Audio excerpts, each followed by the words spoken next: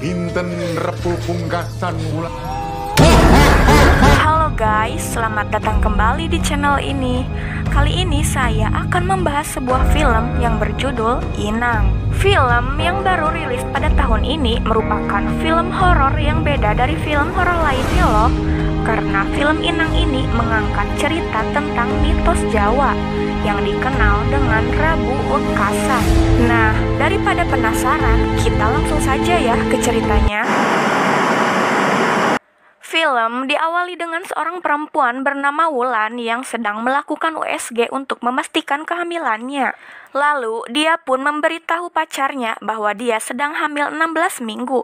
Tapi pacarnya tidak mau bertanggung jawab dan malah menyarankan Wulan untuk aborsi saja. Giliran enak-enakan aja lo mau, lo suka. Hal ini membuat Wulan tidak fokus menjalankan pekerjaannya, yaitu sebagai kasir di sebuah supermarket. Dan Wulan pun sampai curhat kepada teman kerjanya, yaitu Nita. Tapi tiba-tiba bosnya yang terkenal mesum itu pun datang, lalu memarahi mereka untuk kembali bekerja.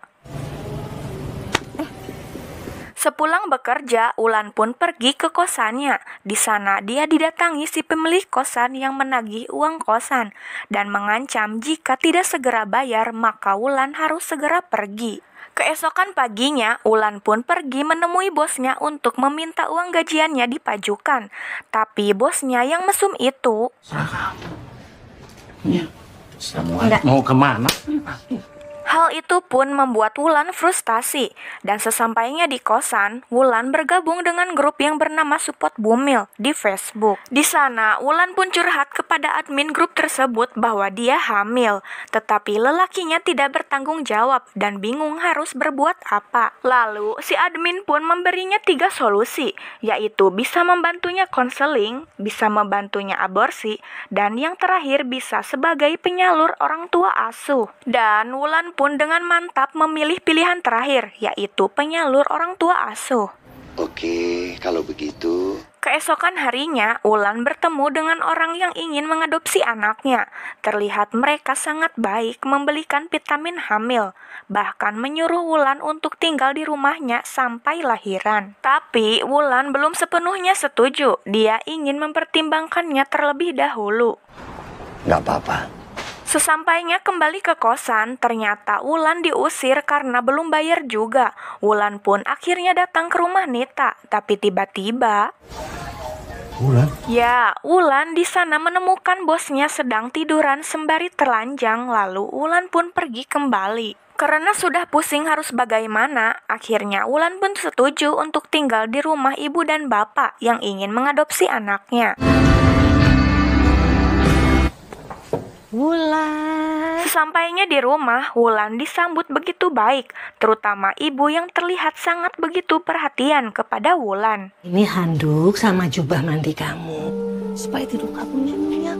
Keesokan harinya, ibu mendatangkan khusus dokter kandungan ke rumah untuk memeriksa Wulan. Di sana, dokter mengatakan bahwa bayinya sehat dan menyarankan agar bayinya selalu diajak bicara atau dibacakan dongeng dan tak lupa diajak jalan-jalan. Waktu berlalu, kini Wulan semakin dekat dengan mereka. Bahkan Wulan mengatakan alasannya rela memberikan anaknya karena Wulan percaya anaknya tidak akan kekurangan kasih sayang jika dirawat oleh mereka, berbeda dengan Wulan yang terlahir dari keluarga broken home.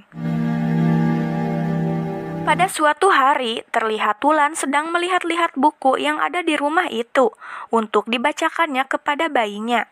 Dan ketika Wulan membacanya, Wulan menemukan sebuah kertas terlipat di buku itu.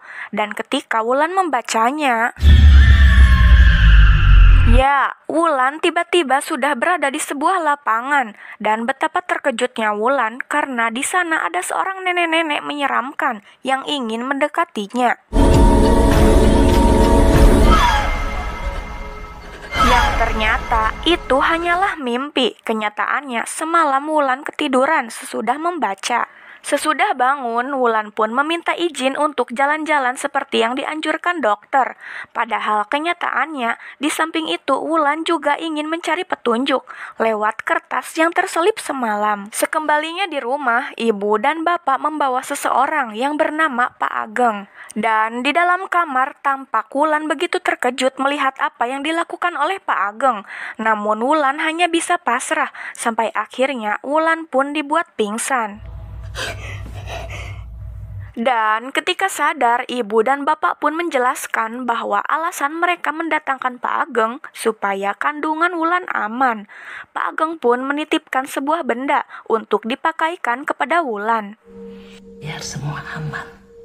Lalu ibu pun mendatangkan lagi dokter kandungan untuk meyakinkan Wulan, dan dokter pun juga mengatakan bahwa semuanya aman. Lalu Wulan memberitahunya bahwa dia sudah diperiksa oleh Pak Ageng, tapi dokter itu seperti sudah tahu dan mengatakan semua itu untuk kebaikan Wulan dan bayinya. Merasa ada yang tidak beres, Wulan menelpon sahabatnya Nita. Dia pun menceritakan semuanya dan meminta Nita untuk menjemputnya ke lokasi Wulan. Lokasi apa? Tadi yang ditelepon teman kamu? Di luar, ibu pun mengatakan bahwa mereka akan sangat senang jika ada temannya Wulan yang akan datang, supaya Wulan lebih senang, dan si bapak pun hanya menyimak penuh arti. Di lain tempat, ada seorang ojol mengirimkan makanan sate ke kosannya Nita. Padahal Nita tidak pesan apa-apa, tapi berhubung ojol itu mengatakan bahwa satenya sudah dibayar, akhirnya satenya pun langsung diambil. Yang ternyata itu adalah bapak. Dia sengaja memberikan sate yang sudah diberikan racun agar Nita mati dan tidak bisa menjemput Wulan. Maaf, nomor yang... Esok harinya, terlihat Wulan sedang berada di sebuah lapang. Dia sedang menelpon Nita berkali-kali, tapi tidak diangkat. Sampai akhirnya, sebuah mobil datang. Wulan pun tersenyum bahagia, karena dikiranya itu adalah Nita. Akan tetapi, yang keluar adalah seorang laki-laki yang tidak Wulan kenal. Ada di kamar ibu. Oh. Yang ternyata itu adalah anak sematawayang ibu dan bapak yang bernama Bagas. Di kamar mandi, Wulan membuang barang pemberian Pak Ageng. Lalu dia membuka HP-nya berniat ingin kabur. Akan tetapi ternyata ongkosnya mahal dan Wulan tidak punya uang. Keesokan harinya, ketika semuanya sedang beraktivitas di luar, Wulan pergi mengendap-endap ke kamar ibu bapak untuk mencari uang. Tapi Wulan tidak menemukannya. Pada malam harinya pun terlihat tangan Bagas sudah diperban karena kejadian tadi. Dan selesai makan, bapak mengajak Bagas merokok di luar yang kemudian disusul oleh ibu. Akhirnya, Wulan pun mengambil kesempatan ini untuk mencari uang lagi di dalam kamar ibu bapak secara keseluruhan. Tapi tiba-tiba... Ya, apa saja. Wulan pun langsung bersembunyi masuk ke dalam lemari. Di sana, Bagas menanyakan kepada ibunya tentang siapa Wulan. Lalu ibu pun menjawab bahwa Wulan adalah keponakan temannya. Dan Wulan tinggal di situ hanya sampai lahiran saja. Bagas lalu menanyakan kabar tentang Mbok Sum yang dulu tinggal di situ juga ketika hamil. Namun belum sempat ibu menjawab, tiba-tiba datanglah bapaknya menanyakan kopi. Sementara itu, Wulan yang masih terjebak di dalam lemari buru-buru keluar ketika mereka sudah pergi. Karena sudah kepergok, akhirnya Wulan pun jujur bahwa dia perlu uang karena ingin kabur dari sini. Tapi Bagas menyarankan jika ingin pergi harusnya ngomong baik-baik kepada orang tuanya, jangan seperti ini. Wulan pun mengatakan bahwa ibunya bohong dan Wulan melakukan semua ini tak lain hanya untuk bayinya. Sedangkan di luar terlihat bapak sedang membuat patung kepala dari kayu. Tinggal kasih warna merah. Keesokan harinya, Wulan mendatangi ibu lalu mengatakan bahwa dia tidak jadi mengadopsikan. Dia ingin merawat anaknya sendiri. Ibu pun hanya bisa pasrah, tapi ibu meminta Wulan untuk tinggal di sini sebentar sampai dia lahiran. Setelah itu baru boleh pulang. Wulan pun termenung sampai akhirnya ibu mengangkat tangannya seperti ini. Wulan pun pun kembali ke kamarnya. Di sana dia melihat Bagas. Bagas pun menjelaskan bahwa dia kepikiran apa yang dikatakan oleh Wulan kemarin, karena Bagas juga merasa orang tuanya menyembunyikan sesuatu. Wulan lalu mengatakan bahwa dia mengenal orang tua Bagas dari FB. Bagas pun terlihat kaget dan baru tahu kalau orang tuanya punya FB. Emangnya kenapa? Pada malam harinya, Bagas mencari sesuatu di tempat-tempat buku. Sampai akhirnya dia menemukan sebuah album foto zaman dia kecil. Lalu dia pun mengambil beberapa foto itu. Bagas pun segera memberikannya kepada Wulan dan menceritakan bahwa waktu dia ingin menginjak 10 tahun ada pembantunya Mbok Sum yang hamil. Dan ketika ingin ke 20 tahun ada saudara jauh yang lagi hamil. Dan besok dia akan menginjak umur ke-30 dan ada Wulan yang hamil. Nanti malam ikut saya. Pada malam harinya, Bagas pun ingin membawa Wulan kabur, tapi dia mencari kunci mobilnya terlebih dahulu di gudang. Di sana, Bagas juga menemukan sebuah buku mantra dan buku ibu hamil, tapi tiba-tiba Ada orang. mereka pun langsung segera masuk mobil, tapi betapa bodohnya kursi roda yang dipakai Wulan tadi masih berada di luar. Dan di saat ingin mengambil kursi roda itu, tiba-tiba bapaknya sudah ada menghadangnya. Di dalam rumah, mereka pun diinterogasi. Tapi karena Wulan takut rencananya ketahuan, Wulan pun beralasan bahwa dia keluar karena ingin mengajak Bagas berhubungan badan. Dan ibu bapak pun terlihat percaya. Setelah kembali ke kamarnya masing-masing, Bagas membuka buku mantra yang tadi dia temukan di dalam gudang. Sedangkan Wulan membuka buku hamil yang ternyata itu adalah milik Mbok Sum. Wulan pun teringat akan mimpinya dulu yang melihat nenek-nenek di lapangan, yang ternyata itu adalah Mbok Sum. Ketika sedang melamun, tiba-tiba Bagas datang dan mengajak Wulan untuk segera buru-buru kabur. Sayangnya, mobilnya tak kunjung jalan sampai ibu bapak pun terbangun. Akhirnya, Bagas pun nekat berlari sambil membawa Wulan menggunakan kursi roda. Di tengah perjalanan, Wulan kekeh meminta penjelasan. Akhirnya, Bagas pun menjelaskan bahwa orang-orang hamil seperti Wulan ini akan dijadikan tumbal Rabu wekasan orang tuanya untuk Bagas.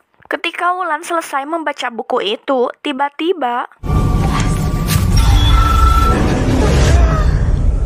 ketika sadar, tahu-tahu Bagas sudah diikat. Lalu bapaknya pun menjelaskan bahwa setiap 10 tahun pasti Bagas mendapatkan musibah yang bisa merenggut nyawanya karena dia lahir di hari Rabu wekasan. Hari sial.